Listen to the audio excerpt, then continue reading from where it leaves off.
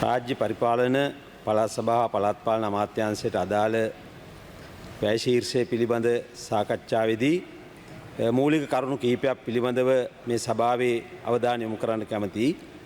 විශේෂයෙන්ම අපි ශක්තිමත් රාජ්‍ය සේවයක් සඳහා කලින් නලින්ද ජයතිස්ස ගරු ඇමතුමා සඳහන් කරපු ආකාරයටම වෛද්‍යවරුන් ඇතුළු සියලු රාජ්‍ය සේවකයන්ට විශේෂ වැටුප් වැඩි කිරීමක් ලබා දීලා තියෙනවා. විශේෂයෙන්ම 2016ට පස්සේ මූලික වැටුප වැඩි වුණේ මේ අවස්ථාවේදී අවම වශයෙන් අඩුම වැඩිවීම රුපියල් 6000ක් පමණ වෙනවා. අපි දන්නවා පහුගිය කාලේ වැඩ කරන ජනතාව සටන් කරලා දිනා ගන්න නොහැකි වුණු වැටුප් වැඩි කිරීමක් මේ අවස්ථාවේදී අපි සටන් නොකරම ඔවුන්ට ලබා දීමට කටයුතු කරලා තියෙනවා. විශේෂයෙන්ම අපට මතකයි පහුගිය කාලේ පැවති ගුරුවරුන්ගේ වෘත්තීය ක්‍රියාමාර්ගය. ඒ වෘත්තීය ක්‍රියාමාර්ගය පිළිබඳව සලකා බලනකොට මොනතරම් කාලයක් ඔවුන්ට ඒ වෙනුවෙන් තමන්ගේ අයිතිවාසිකම් වල කොටසක් හෝ දිනා ගැනීම වෙනුවෙන් කැප කරන්න උනාද කියන කාරණේ අපි දැක්කා. අද ඒ කිසිවක් නැතුව අපි වැටුප් වැඩි කරලා තියෙනවා. විශේෂයෙන්ම 20:48 වෙනකල් වැටුප් වැඩි කිරීමක් අපේක්ෂා නොකරන්න කියලා කියපු ජනතාවට අපි 20:25 අයවැයේදී සැලකිය යුතු තරම් වැටුප් වැඩිවීමක් දීලා තියෙනවා. අපි දන්නවා රාජ්‍ය සේවය පහුගිය කාලේ නොසලකා හැරලා තිබුණා. ඒ වගේම ඔවුන්ගේ දීමනා වැටුප් වැඩි කිරීම සම්බන්ධ බරපතල ප්‍රශ්නයක් තිබුණා. අද උදේ මගේ මිත්‍ර වෛද්‍යවරයෙක් කතා කළා කුරුණෑගල ප්‍රදේශයේ. ඔහු කීවේ මොකද උඹලා මේ කරලා තියෙන්නේ අපේ පඩි කපලා නේද කියලා. පස්සේ මම එතුමාට පැහැදිලි කළාට පස්සේ හරි තේරුම් ගත්තා ඕක අපට කියලා දුන්නේ නෑනේ අපේ වෘත්තීය සමිතියෙන් කියලා. ඒ කියලා එතුමා සඳහන් කළා අපේ බේසික් එක නම් පට්ට වැඩිවීමක් තියෙනවා කියලා. ඒක තමයි ඇත්ත කාරණේ. හරියට මේ පණිවිඩේ ඔවුන්ට ගිහිල්ලා නැහැ වගේ එකක් තමයි අපට දැනෙන්නේ. මේ විදිහට රාජ්‍ය සේවකයන්ට සැලකිය යුතු තරම් වැටුප් වැඩිවීමක් දෙන අතරම කලින් කතා කරපු අපේ ගරු මන්ත්‍රීතුමා සඳහන් කළ ආකාරයට විශ්‍රාමිකයන්ට සැලකිය යුතු තරම් විශ්‍රාම වැටුප් වැඩි කිරීමක් අපි දීලා තියෙනවා. විශේෂයෙන්ම 90 දශකයේ ඉඳලා විශ්‍රාම ගිහිල්ලා ඉන්න මේ රට ගොඩනගන්න දායක වුණු ප්‍රජාවට ඉහළ ප්‍රතිලාභ ලැබෙන විදියට අපි විශ්‍රාම වැටුප් වැඩි කරලා තියෙනවා. ඒ පිළිබඳව තව ඉදිරියට මම කරුණු දක්වන්න කැමතියි. ඒ වගේම තමයි ගරු නියෝජ්‍ය කතානායකතුමනි රාජ්‍ය සේවයේ දෙවන්ත ගැටලුවක් තිබුණා. මේ සේවකයන් නැත්නම් නිලධාරීන් බඳවා ගැනීම සම්බන්ධව මේ වෙනකොට අපි ශ්‍රී ලංකා පරිපාලන සේවයේ පවතින පුරප්පාඩු පිරවීම සඳහා කටයුතු කරමින් ඉන්නවා.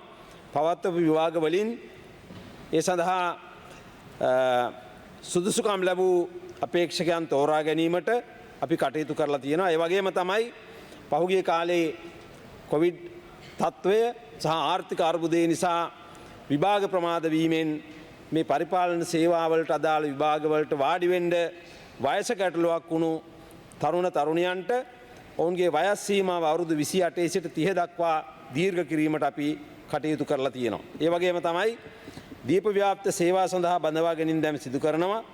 මේ වෙනකොට 155 දෙනෙක් ශ්‍රී ලංකා පරිපාලන සේවයට බඳවා ගැනීමට සම්මුඛ පරීක්ෂණ අවසන් කරලා තියෙනවා. සීමිත සහ කුසලතා පදනමිනුත් 42 දෙනා බැගින් මේ වෙනකොට තෝරා ගැනීම සඳහා අපි කටයුතු කරලා තියෙනවා. ඒ වගේම තමයි ගරු නියෝජ්‍ය කතානායකතුමනි මේ වෙන විට ලොකු සාකච්ඡාවක් සමාජයේ තියෙනවා මේ රැකියා විරහිත තරුණ තරුණියන් විශේෂයෙන්ම රැකියා විරහිත උපාධිධාරීන් පිළිබඳව. අපේ අයවැය මගින් රාජ්‍ය සේවයට අලුතෙන් 30000ක් තරුණ තරුණියන් බඳවා ගැනීමට ප්‍රතිපාදන වෙන් කරලා තියෙනවා. ඒ සඳහා කටයුතු කරමින් තියෙනවා. විශේෂයෙන්ම අපි දන්නවා විශ්වවිද්‍යාලවල අපි වැඩ කරපු කාලේ අපෙන් ඉගෙනගත්ත විද්‍යාර්ථීන් මේ වෙනකොට ඉන්නවා ශ්‍රම වෙළඳ පොලේ රැකියාවක් නැතුව. ඒ වගේම විශ්වවිද්‍යාල නොවන වෙනත් සහතික වෙනත් සුදුසුකම් සම්පූර්ණ කරපු තරුණ තරුණියන් විශාල පිරිසක් ඉන්නවා.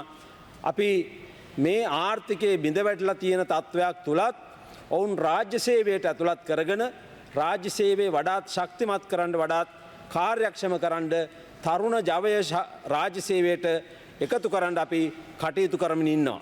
ඒ වගේම අපට ඇහෙනවා මේගොල්ලන්ට රැකියා දෙන්නේ නැත්තේ ඇයි? තරුණ තරුණියන්ට විශේෂයෙන් රැකියා විරහිත උපාධිධාරීන්ට අපි දකිනවා ගරු නියෝජ්‍ය කතානායකතුමනි අපේ ආර්ථිකය ප්‍රසාරණය කිරීමට අපි අසමත් වෙලා තියෙනවා මොවුන්ට රැකියාව අවස්ථා උත්පාදනය කරගන්න. නිසා අපි රජයක් හැටියට අපේ සමස්ත අයවැය ඇතුළේ තියෙන්නේ මේ ආර්ථිකයේ ප්‍රසාරණය කිරීමේ මෙහෙයුමක්.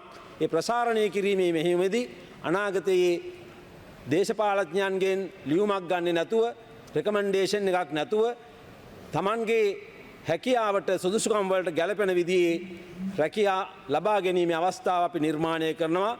උසද මිටිද කළුද සුදුද කියලා බලන්නේ නැතුව ඔවුන්ගේ සුදුසුකම් වලට රැකියා ලබා දීමේ වැඩපිළිවෙලක් අපේ අයවැය ඇතුලේ අපි යෝජනා කරලා තියෙනවා.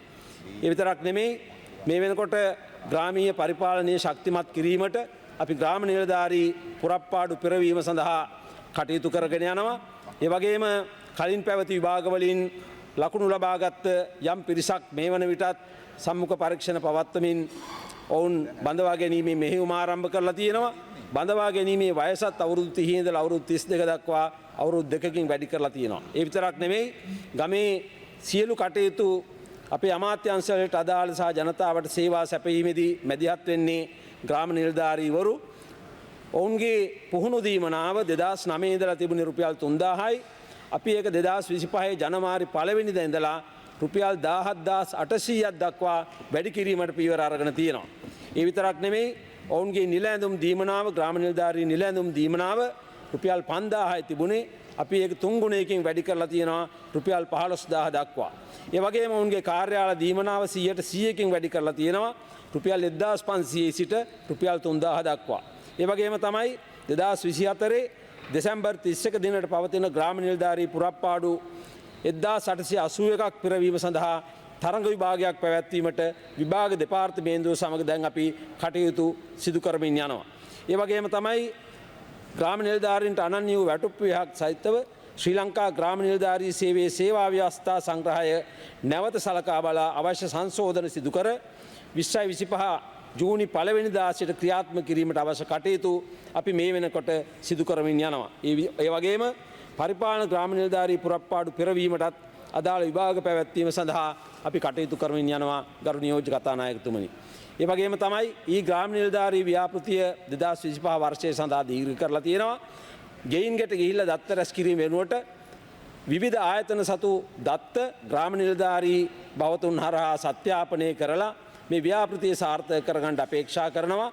එහිදී ජන හා සංඛ්‍යාලේඛන දෙපාර්තමේන්තුව, මැතිවරණ කොමිෂන් සභාව, සුබසාධක ප්‍රතිලාභ මණ්ඩලය වැනි ආයතන සතු තොරතුරු මේ විදියට එකතු කරගෙන ඔවුන්ගේ සේවයේ කාර්යක්ෂමව පහසුවෙන් කරන්න අපි වැඩපිළිවෙලක් සකස් කරලා තියෙනවා. ඒ වගේම Honorable Dr. Aberathne, you have 2 more minutes. නිලසේවන වැඩ අවසන් කිරීමට අපි ප්‍රතිපාදනය වෙන කරලා තියෙනවා.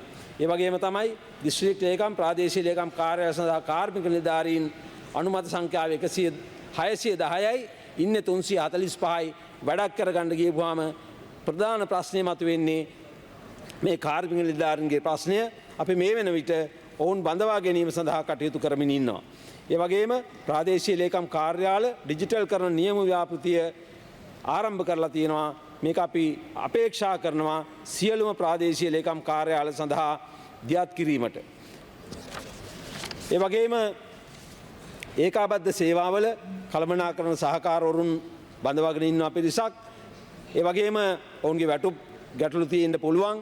ඒ වගේම තව පිරිසක් බඳවා ගන්න ඉන්නවා. මේ සඳහාත් අපි අවශ්‍ය ක්‍රියාමාර්ග ගනිමින් ඉන්නවා. ඒ වගේම තමයි බහුකාර්ය සේවක බවතුන් පිරිසක් ස්ථිර කරලා නැතුව ඉන්නවා. ඒ පිරිසත් ස්ථිර කිරීම සඳහා අවශ්‍ය ක්‍රියාමාර්ග අපි ගනිමින් ඉන්නවා. ඒ වගේම රජයේ සංවර්ධන ප්‍රතිපත්තිමය අවශ්‍යතාවන්ට සරිලන පරිදි රාජ්‍ය සේවයට අදාළව පවත්නා නීති රීති හා රෙගුලාසි සමාලෝචනය ලක් කර සරල කිරීමේ ක්‍රියාවලිය අපි ආරම්භ කරලා තියෙනවා. මේ වගේ සමහර ඒවා තියෙන්නේ බ්‍රිතාන්‍ය පාලන කාලයට අයිති ඒවා. අපි විශ්වවිද්‍යාලවල දැක්ක අපි ගමන් වියදම් වවුචරයක් පුරවනකොට අහනවා ඔබ පැමිණි අස්වැයා පිටින්ද කියලා. ඒ වගේ නීති රීති තිබුණේ. ඒවා වෙනස් කිරීම සඳහා අපි කටයුතු කරමින් තියෙනවා. ඒ මගින් මහජන සේවාවන් කාර්යක්ෂම හා මහජන හිතකාමීවරින් ලබා දීම, රාජ්‍ය සේවයට අදාළව පවත්නා නීති රීති හා රෙගුලාසි සමාලෝචනය කරමින් වඩා ඵලදායී ලෙස යොදා ගැනීම සඳහා අපි කටයුතු කරමින් තියෙනවා. ඒ වගේම පළාත් පාලන මැතිවරණය පිළිබඳව කතා කළා. ප්‍රජාතන්ත්‍රවාදයේ ශක්තිමත් කිරීම සඳහා 2022 පැවැත්වීමට නියමිතව තිබුණු පළාත් පාලන මැතිවරණය එවකට හිටපු ඇමතිවරයා වසරකින් කල් දැමුවා. ඒ වගේම 23 නාම යෝජනා කැඳවලා තිබීදීත් හිටපු ජනාධිපතිවරයා විසින් අත්නෝමතිකව කල් දැම්මා ඡන්දෙට සල්ලිත් නැහැ, සල්ලි තිබුණත් ඡන්දෙකුත් නැහැ කියලා. ඒක අපි හැමෝටම මතකයි. ඒ වගේම එතුමා සඳහන් කළා සමහර අය මේ ඡන්දේ කල් දාන්න කියලා Tamanගෙන් ඉල්ලා සිටි බව. අපි ඒක විශ්වාස කළත් නොකළත් එතුමා ඒක සඳහන් කළා. ඒ නිසා මෙන්න මේ කල් දමපු ඡන්දය පැවැත්වීම සඳහා ජනතාවගේ ප්‍රජාතන්ත්‍රවාදී අයිතිය සුරක්ෂිත කිරීමට අපගේ රජයේ මැදිහත් වෙනවා. දැන් ගරු නියෝජ්‍ය කතානායකතුමනි ඡන්දෙත් තියෙනවා, ඡන්දෙට සල්ලිත් තියෙනවා. මැතිවරණ කොමිෂන් සභාවට සල්ලි ඉල්ලගෙන අධිකරණයේ ගානේ අධිකරණයට යන්නේ නැතුව ඔවුන්ට Tamanගේ කටයුතු නිදහසේ කිරීම සඳහා අපි අවස්ථාව දීලා තියෙනවා. ඒ වගේම ඒ ඡන්දෙදී නාම යෝජනා බාර දුණු අපේක්ෂක අපේක්ෂිකාවන්ට යම් යම් ප්‍රශ්න වලට මුහුණ දෙන්න සිදු වුණා.